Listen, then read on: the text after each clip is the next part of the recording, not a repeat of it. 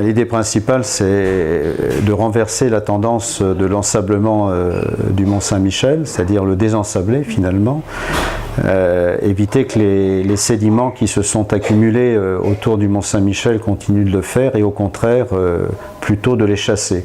Donc il faut finalement créer ce que l'on voit dans certains ports bretons et d'ailleurs, mais surtout en Bretagne, des phénomènes des systèmes de chasse-marée. C'est-à-dire faire en sorte que la mer puisse tourner autour du Mont Saint-Michel, ça voulait dire à ce moment-là supprimer les parkings qui s'y trouvaient, araser la digue-route qui fait aussi un écran qui empêche la mer de tourner autour du Mont Saint-Michel, et redonner aussi de la vigueur au fleuve qui se jette dans la baie du Mont Saint-Michel, et notamment le Couesnon, qui vient un peu lécher le Mont Saint-Michel et qui, comme un vrai chasse-marée, là, à ce moment-là, permet d'enlever les sédiments et de les retirer et de les chasser au fond de la baie.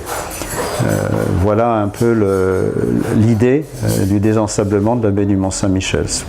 C'est de la mécanique, je dirais, aquatique. Et c'est comme ça qu'on a pensé le système.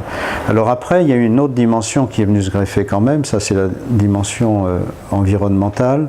Il y a une dimension, je dirais, d'accueil du Mont Saint-Michel. Donc il a fallu penser également, Mont Saint-Michel, certes, redevenir une île, mais aussi une ouverte à tous. Hein. C'est le principe de la culture pour le plus grand nombre, défendu par André Malraux. Donc on a poursuivi, il n'était pas question d'en faire une réserve d'Indiens, mais donc de pouvoir accéder dans de bonnes conditions et dans des conditions également financières acceptables pour le grand public pour venir au Mont Saint-Michel. Donc ça a été vraiment la deuxième dimension. La troisième dimension découlant des deux autres, c'est de redonner du sens et donc de renforcer le caractère spirituel du Mont Saint-Michel, puisque en rendant ses abords et la façon d'y accéder, je dirais, plus beau, eh bien, on sublime de cette manière-là le Mont Saint-Michel.